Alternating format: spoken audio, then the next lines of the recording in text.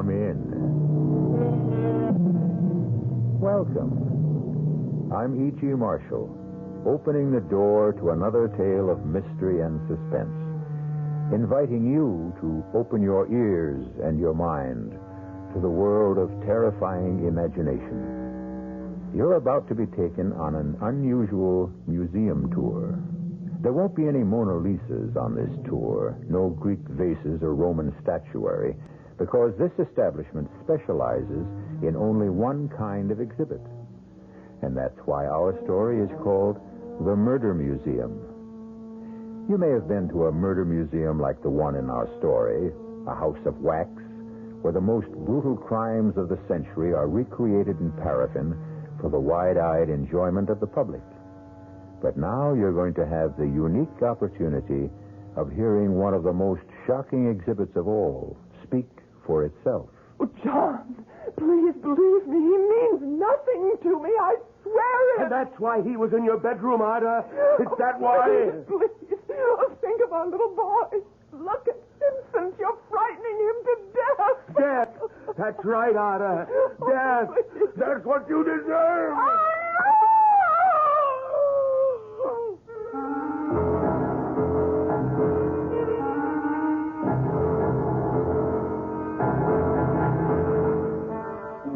Our mystery drama, The Murder Museum, was written especially for the Mystery Theater by Henry Slesar and stars Michael Wager.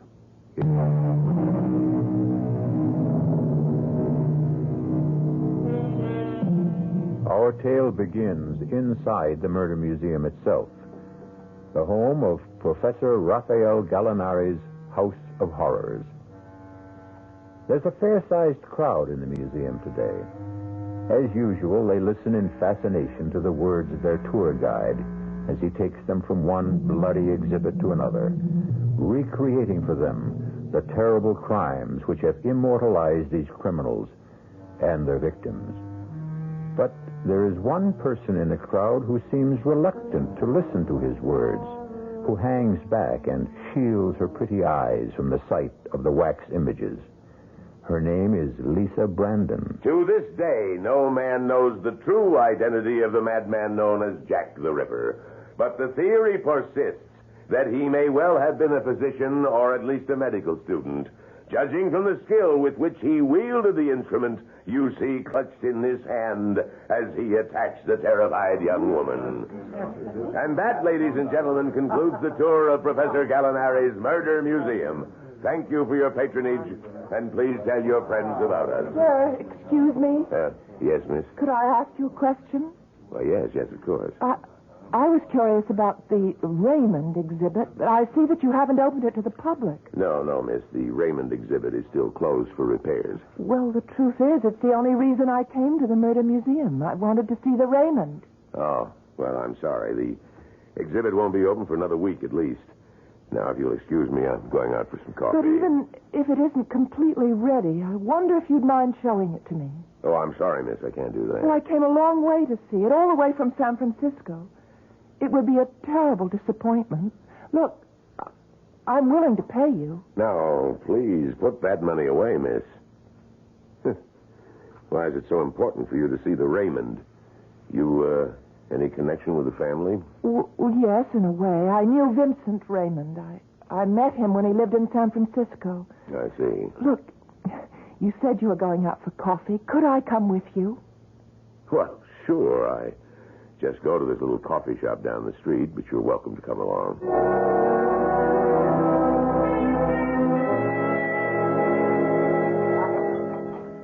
So you knew Vincent Raymond.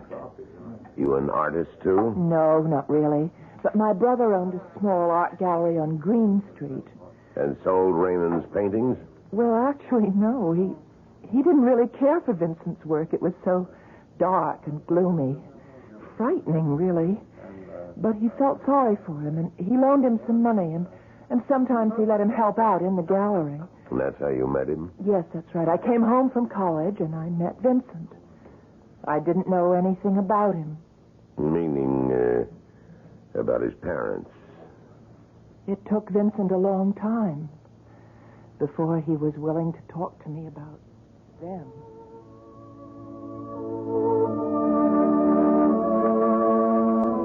Vincent. Yeah? Isn't that music a little loud? Sorry, I'll turn it down. Are you angry with me or something? No, why? Why should I be? I don't know. You've hardly said 2 words to me tonight. All through dinner, I was trying to digest that rotten food. Whoever told me that restaurant was worth trying must have had a secret death wish. I didn't mind it. Had only one thing to recommend it. It was cheap. That's the only criterion I have, you know? I didn't complain, did I? No, you never complain. You just suffer in silence. You think I'm some kind of gifted, starving artist who has to be tolerated for his poverty. Oh, you're so hard on yourself, Vincent. Well, let me tell you something, Lisa. I'm starving, but I'm not an artist. Well, let's not talk about it tonight. Let's just relax. You know I can't paint. Your brother knows it. I fill all my canvases with memories of my own nightmares, only you cannot call them art. Vincent, why do you paint in such a gloomy style? I've never seen you paint with anything that had any color or lightness. All those blacks and grays and slashes of red. Oh, I know I'm no sort of expert, but can't you talk about your work with me? There's a reason for it, Lisa. There's a reason. Well, what? I told you, my nightmares, they're all visions in black and gray and slashes of red. Well, then if you won't talk about your paintings, why not tell me about your nightmares? You wouldn't enjoy hearing about them. Or rather, about it. It? I have only one nightmare. Just one. I have it virtually every night.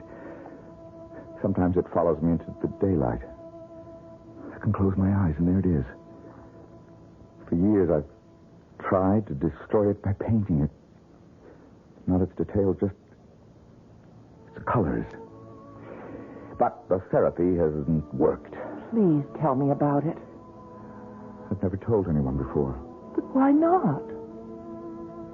I suppose I never met the person I wanted to confide it.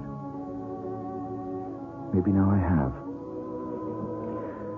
But if I'm going to do that, this music has to stop. My mother's maiden name might mean nothing to you, but at one time, many years ago, it was famous among people who loved the theater. She was an actress. Her name was Ada Krim. Ada Krim. I think I do know that name, Vincent. She was born and raised in England. She was known as the beautiful Ada. She didn't have a very long acting career because she capped her success on the stage with an even more successful marriage. She became the bride of John Lloyd Raymond. Your father? Yes. My father. He was a wealthy man. My grandfather had left him heir to one of the largest glass manufacturing companies in the West. Mirrored glass was his specialty. It seemed very appropriate to have our house full of mirrors. Maybe that's how it all started, that problem. What problem? Well, you know the way mirrors are, Lisa. After a few years go by, they stop being kind.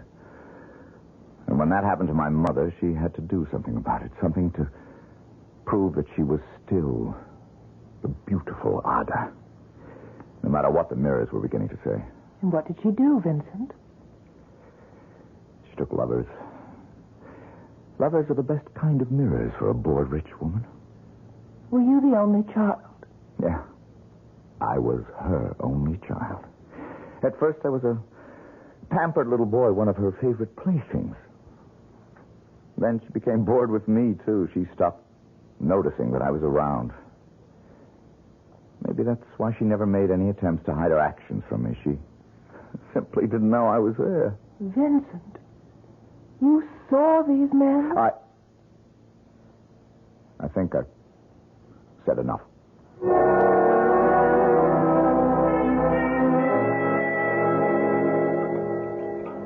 So, you never found out what Vincent's dream was all about? Not then, I didn't know. But you could have guessed, I suppose. If you knew the history of Ada Krim and John Raymond. Well, yes, I became curious enough to learn the history. I had a friend who worked in a newspaper, and she checked into the dead files and found the story for me, the whole terrible story. But I didn't tell Vincent that I knew about it. It was obvious that he didn't want anyone to know the truth. But one day it emerged. How? Well, it was a beautiful spring day, the first really warm day of the season, and Vincent and I went for a walk. Vincent, why don't we walk down to Ghirardelli Square? We could do some window shopping, maybe have some lunch. Considering the state of my finances, we'd better window shop the restaurants, too. Oh, no, I have money. Good for you. Are you going to be stubborn again? I'm going to teach you a I tell you what, Vincent, I'll buy myself some lunch if you want to split a hamburger Wait a with me. minute, Then Lisa. you Fool around with me. Look at those two. hands off me! You need a lesson on Hey, you get away from her. It's about time somebody Get away from her! Help me, Hey, you take your hands off her! away from her. Please, Vincent, my wife. don't. I don't give a... Stop it, Vincent, for God's sake! Vincent! Vincent!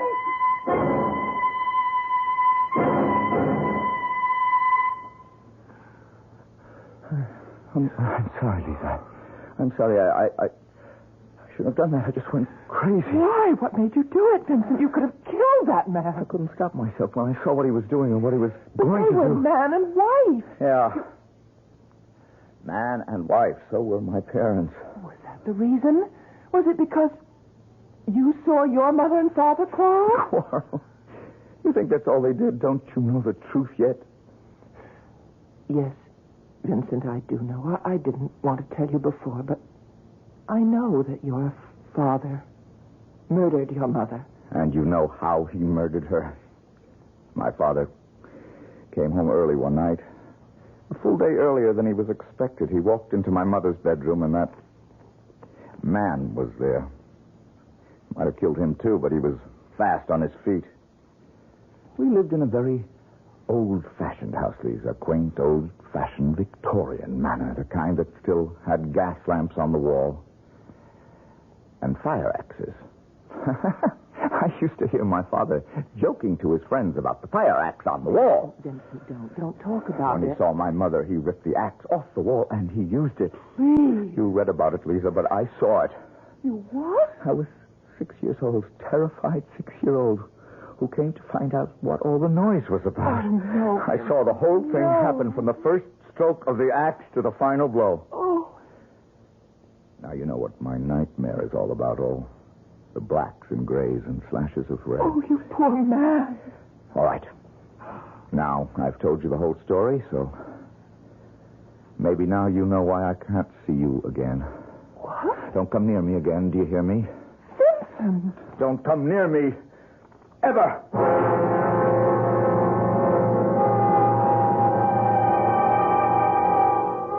It's been said that the mind is like a haunted house, where the ghosts of the past rattle their chains and cry out their suffering. Of course, that's why we have our psychiatrists and psychoanalysts, and these days, even our exorcists. The house cleaners of the mind. But what will it take to free Vincent Raymond of his demons? Or can he ever be freed? We'll find out.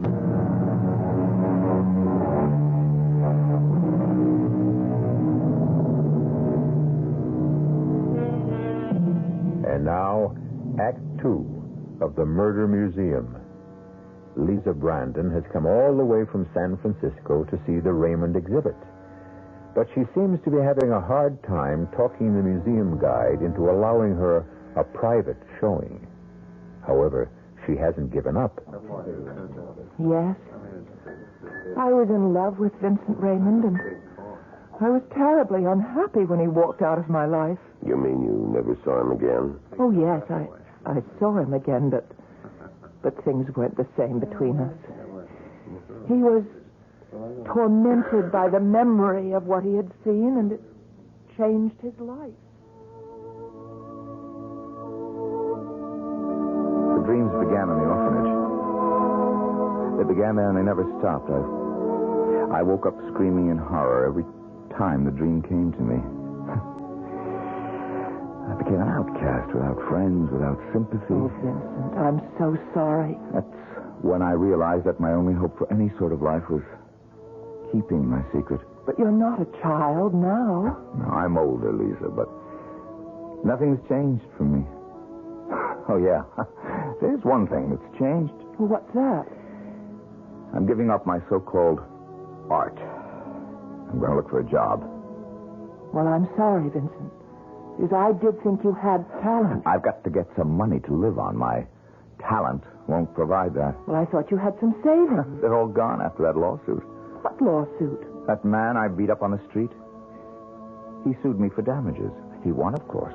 His wife stood up in court and verified that I'd beaten him up with no provocation at all. Nothing like a wife's loyalty, is there? But, Vincent, why didn't you let me know? I would have been a witness Oh, it for wouldn't you. have mattered. Well, how are you living now? Well, on the welfare rolls, of course. But don't worry about me. Look, if I can lend you any money, it won't... No. I have borrowed enough from you and your brother. I don't want any more money or sympathy. Just leave me alone, Lisa. Can't you get that through your head? Leave me alone. He did find a job eventually, waiting on tables down at Fisherman's Wharf. He seemed to sink lower and lower every day. My brother and I tried to help him all we could, but he refused to take any more charity. I tried to sell his paintings by putting them in the window of our little gallery. But there was only one person who seemed interested in Vincent's gloomy efforts. Hello? May I help you? Yes. I have been looking at the paintings in your window, trying to make out the artist's name. Oh, his name is Raymond. Raymond? Would that be Vincent Raymond, by any chance? Oh, yes, it is. Did you like the work? It's interesting. I'm an artist myself. But that sort of thing, all those dark colors, it doesn't really appeal to me. Oh, I see. However, I am interested in the artist. I wonder if you could tell me how to reach him.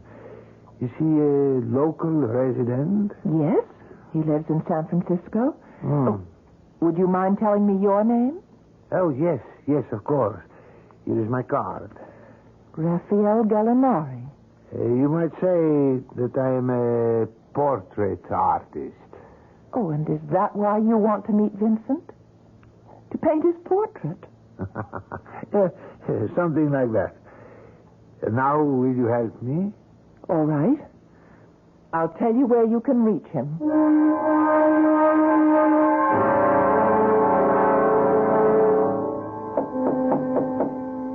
Who is it? Raphael Gallinari. Who? Please open the door, Mr. Raymond. What do you want? May I speak to you for a few moments, Mr. Raymond? I don't know you.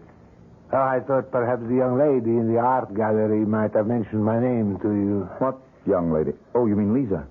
May I come in, please? It's about a rather important matter. Oh.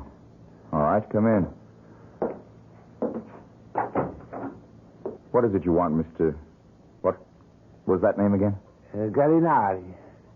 Please, my card. What are you, some kind of bill collector? No, Mr. Raymond. As a matter of fact, I'm an artist, like yourself. Tough luck for you, Mr. Gallinari, if you're an artist like me. Take a look around. You see any canvases in this place?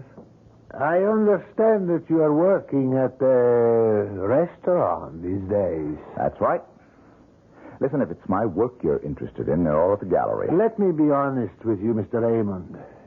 It isn't your work I care about. It's mine. Yours? That is correct. You see, I am a portrait artist, a sculptor, actually. So what? This is how we differ in our talents. Yours is dependent on the quality of imagination, while mine is devoted to verisimilitude. If you would permit me, perhaps I can buy us both some dinner and we can talk about our art. If you hadn't mentioned dinner, Mr. Gallinari, I would have said no.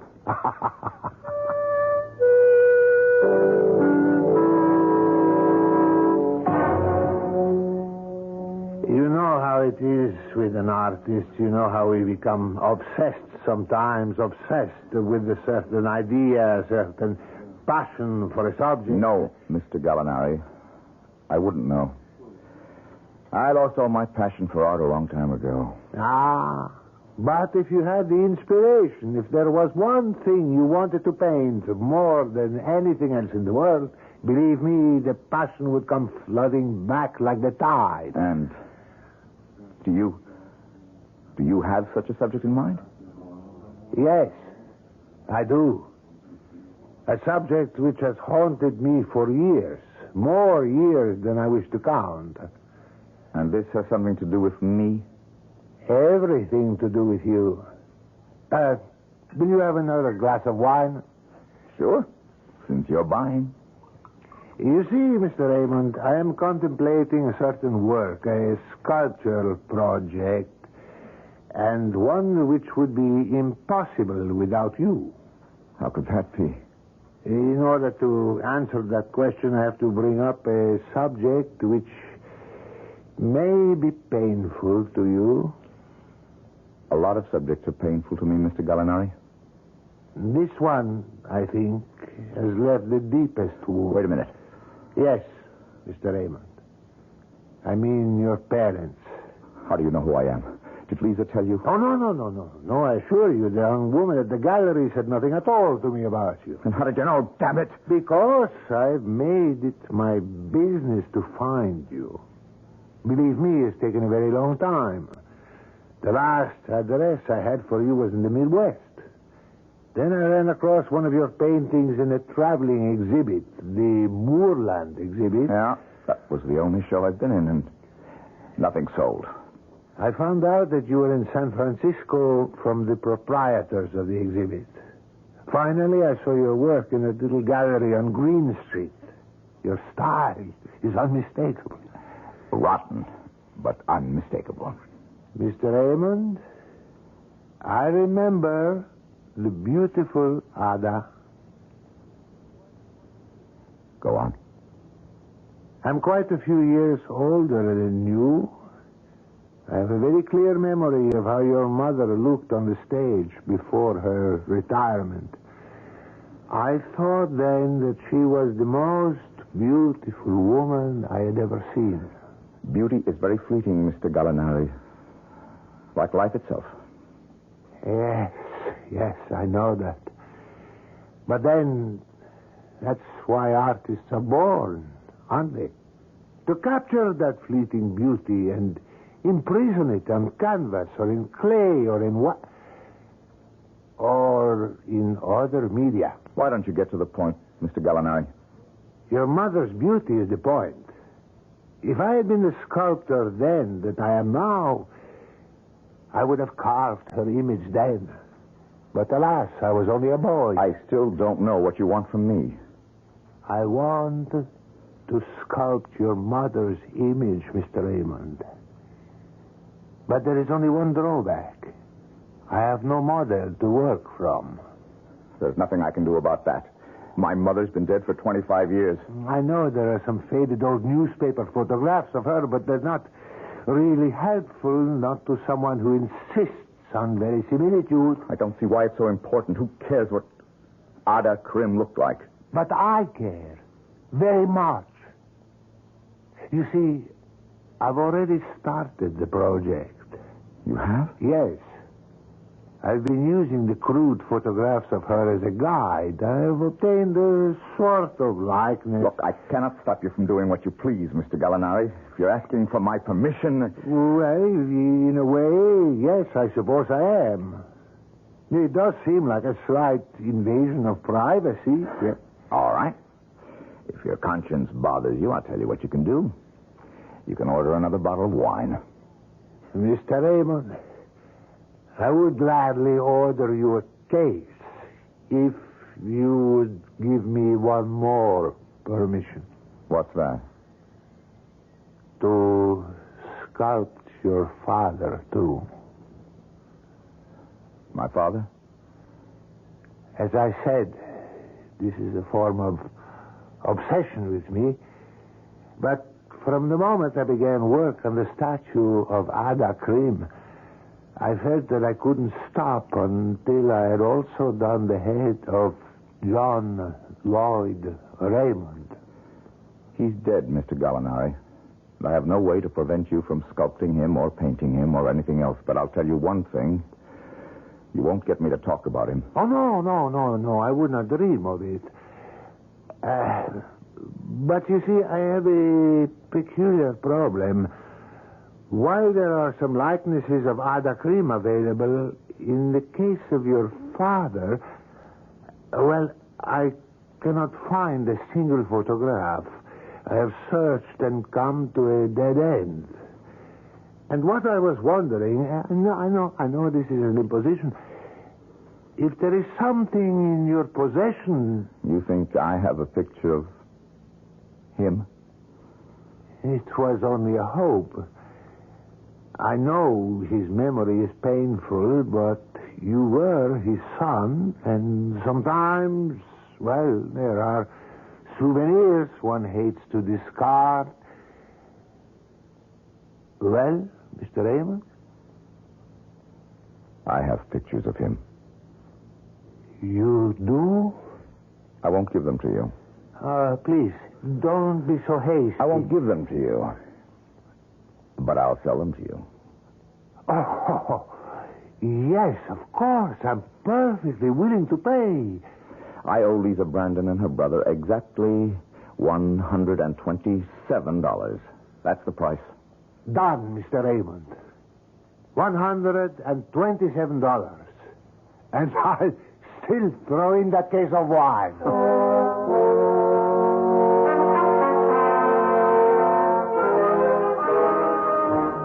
Vincent told me about Mr. Gallinari's visit when he paid me back the money that we'd loaned him. He didn't really care about those photographs he had. He was happy to have gotten rid of the debt. But there was only one thing wrong. I think you must know what I mean. Yes, I think I do. Raphael Gallinari didn't tell Vincent Raymond the whole truth. No, he didn't tell him the truth. He didn't tell him what kind of a sculptor he was, or what use he would make of his work after it was completed. Yeah. And obviously he didn't tell him the medium he would use to carve the statues. No. He didn't tell him that the medium would be wax. And that the subject would be murder.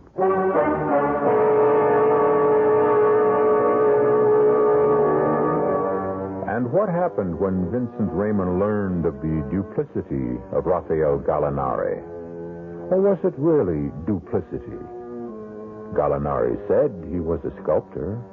Gallinari said he believed in authenticity. And, of course, Gallinari paid for the privilege of using Vincent's photographs as a model. But has Gallinari paid enough?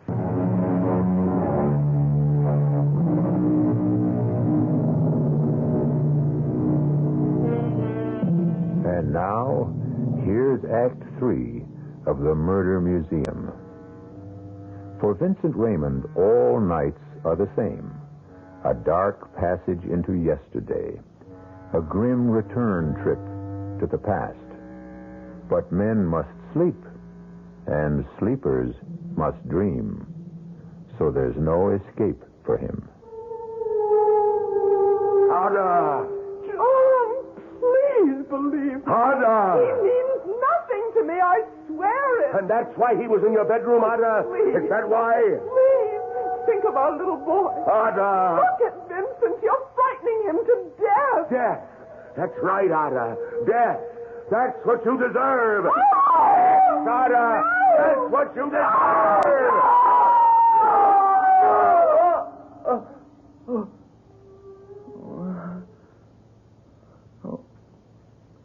Oh, dear God. When will it stop? When will that dream stop? Who is it? It's me, Vincent. It's Lisa. Lisa? Oh, wait a minute. Hey, what is it? What are you doing here so early? I just couldn't wait. I've got wonderful news for you, Vincent. What about? Your painting, the large one in the window, it's been sold. Sold? You're joking. Who would buy it? Oh, please, let me come in. All right. Just let me get a robe on. It happened. First thing this morning, the gallery wasn't open more than 10 minutes, and this man walked in wearing a Homburg, Vincent. I didn't think people wore Homburgs anymore. He did. Well, who was he? What was his Well, he name? gave me a card. Oh, wait a minute. It's right here. I've got it in my purse. It wasn't someone named Gallinari, was it? What?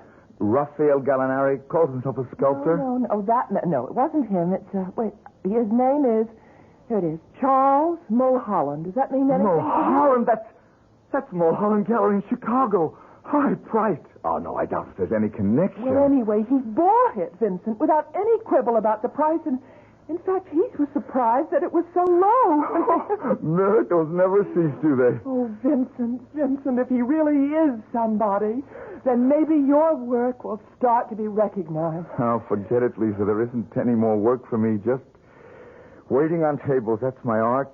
And I'm getting better at it all the time. Well, anyway, here's your money. It's all in $50 bills. Wait now. That's the full $300. What about the gallery's commission? Oh, don't be technical, Vincent. You need the money more than we need the commission. No, sirree. You've got to accept 1/3 of it. All right. It wouldn't be fair otherwise. I knew you'd feel that way. I can't believe it. It's the first painting I've sold, Lisa. Do you realize that? I told you you had talent. That'll teach you to listen to me. You're right. I should always listen to you, Lisa. Listen, I've got an idea. Have you had breakfast yet? Well, I had coffee. Tell you what. I'm going to get dressed, and we'll go celebrate with champagne and eggs Benedict.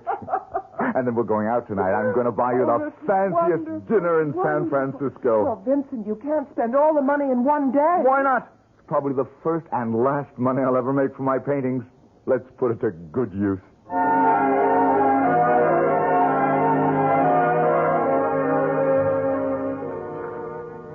Well, it seems that Vincent had more talent than anyone realized. Those dark and gloomy paintings seemed to have the qualities of genius. At least that's what Mr. Mulholland said in his letter.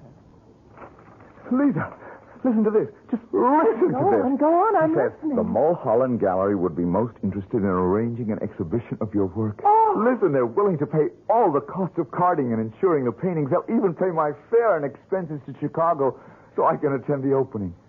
Lisa, can you believe it? Oh, Vincent, it's the most wonderful thing I ever heard. Well, it's not a one-man show, nothing that grand, but the Mulholland Gallery. That's one of the best, Lisa, one of the most prestigious. Do you know when you'll be leaving? As soon as I can get all the stuff crated and shipped. I guess the sooner the better. Lisa, why don't you come with me? Oh, I couldn't do that. I still have to be at the Your gallery. brother can take care of it for a week or so. That's all the time it'll take. Oh, I just couldn't do it, Vincent. But when you have that big one-man show, I promise to be there.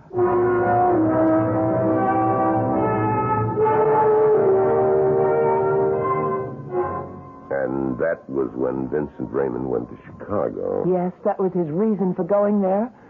A very happy reason. Was the show a success? Oh, it was. The press reception to Vincent's work was very good, far better than the evaluation he received back home. I guess it's true what they say about a prophet being without honor in his own country. In this case, in his own state. There were 12 paintings in all the exhibit, and at least half of them were sold in the first week. And for the first time, Vincent was a happy man. He sent me just one letter, and it contained a very good piece of news. Perhaps even more important than the news of his artistic success. Dear Lisa, just a quick note to tell you that I'm well and spending money like a drunken sailor.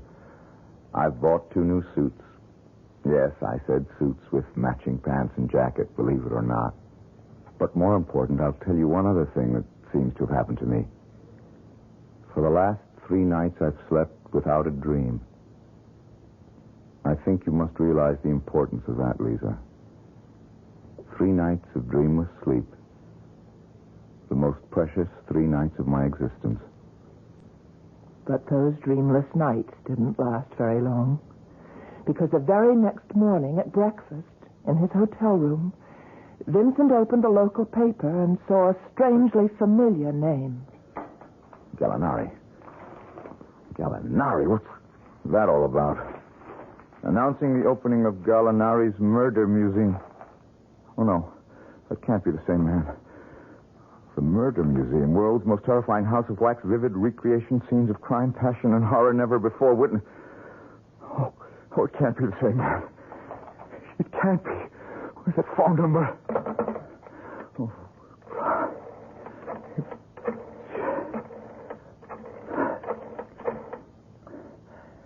Hello.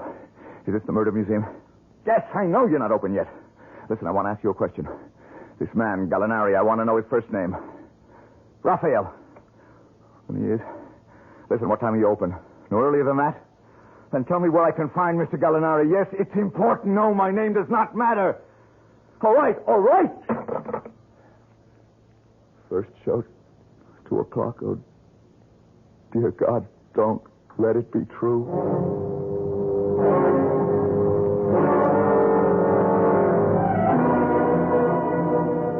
And here, ladies and gentlemen, you see the notorious mass murderer of Huntersville, Nebraska, who not only dispatched his victims with poison, but then mutilated their bodies in the dreadful fashion you see before you.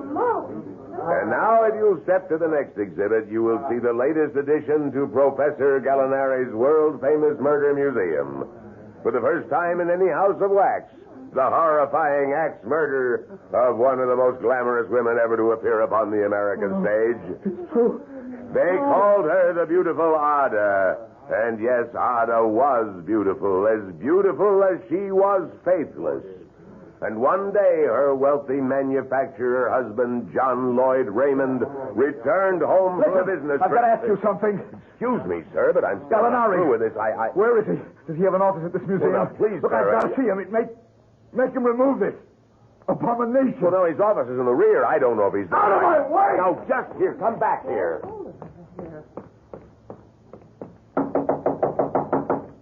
Who is it? Open up, Gallinari. Open the door. Yes, what is it? Let me in. I have to talk to you. I'm sorry, I'm quite busy at the moment, and Raymond? Is that you? Yes, Vincent Raymond. What are you doing in Chicago? The question is, what have you done? Now, be calm, young man. There is nothing to get so excited about. That's your art out there, Gallinari, out there. That's the verisimilitude you were talking about. Yes, that's right. I try to be faithful to the original. I'm not ashamed of You that. liar, you thief! Now, come. I've stolen nothing. I've imitated life, but stolen nothing. Now, please, sit down. Calm yourself. Let me offer you a You drink. lied to me. You pretended to be something you weren't. You never told me you were going to create that horror out there. I told you only the truth. That I wish to do a sculpture of your mother and father. I only neglected to tell you the medium. Some artists work with clay and marble. I chose wax. Is that so wrong? You know it's wrong. You made a public spectacle out of it. And now you're going to do something about it. You're going to get rid of that thing out there. I am afraid that's impossible. The exhibit took months to create. They all do. The investment in time and money. I'll sue you. I will make you destroy it. Ah, Mr. Raymond, don't make unnecessary problems for yourself. Murder is in the public domain. There has to be some way to make you tear it down, and I will. I swear it. I won't let that thing stand.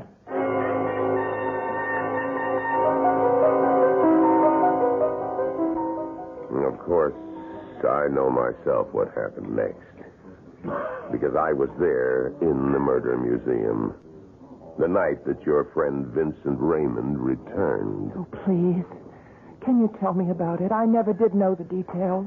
Well, from what I understand, he went to a lawyer the very next day to see if there was some legal means to get Gallinari to destroy the exhibit. He must have gotten some idea how difficult it would be to get an injunction against the museum. Because that's when he decided that the only recourse was to destroy the sculpture itself. Yes, that would be like Vincent. And what he did was very simple. He came back to the museum for the last show of the day. But during the tour, he slipped away from the crowd and hid behind one of the curtains until everyone had gone. And then he walked up to the exhibit and stopped in front of it. Of course, the instrument he needed to destroy the exhibit was already there. The fire axe was real, like the clothes of the wax figures and the furnishings of the room. All he had to do was take the axe out of the hands of his father's statue, and that's what he did. Destroy. Destroy. Must be destroyed. I saw him standing there as still as the wax figures themselves. And I froze in the doorway, too, afraid to move. Because I saw his eyes. And I was afraid to become a victim, too. And then I heard him sobbing. You shouldn't have done it. You shouldn't have done it. I saw him turn the axe toward the figure of his father. But then a strange thing happened. He began to shake from head to foot. He seemed unable to bring the axe down on the figure of John Lloyd Wayne. No! No, it wasn't your fault. It was hers. Hers! And suddenly he turned around and brought the axe down on the wax figure of his mother. You're the one who did it. You did it. You That was when Professor Gallinari himself came out of his office. Stop it! Stop it! Raymond dropped the axe. The destruction of the wax figure complete. But Gallinari was infuriated and threw his arms around his throat. Raymond struggled with him. They fell in a heap to the floor. Stop it. Don't say any more, please. I'm sorry. I just can't bear to hear any more. Does that mean that you don't want to see the Raymond exhibit now?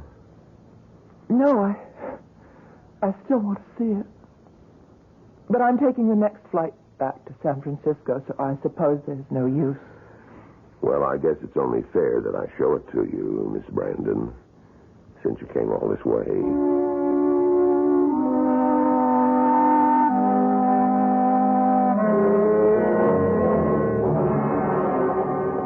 We keep the curtain closed whenever we're fixing up an exhibit or preparing to show something new.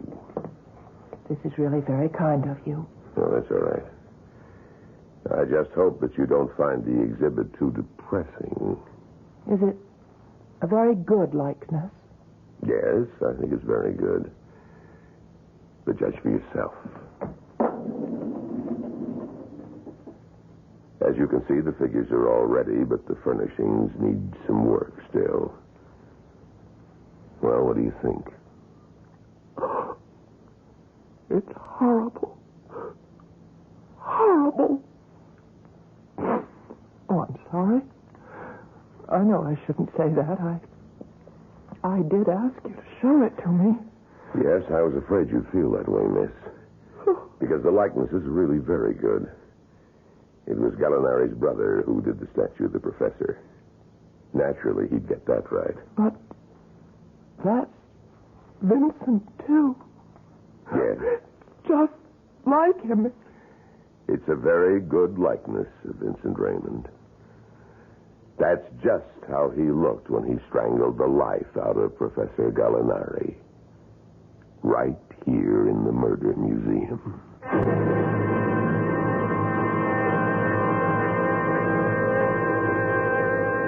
If you are contemplating a visit to a wax museum, we pass on this advice to you. 1, don't go during a heat wave. 2, make sure that you can stand the sight of wax. And 3, be certain you don't have any murderous ancestors who just might show up in one of the exhibits.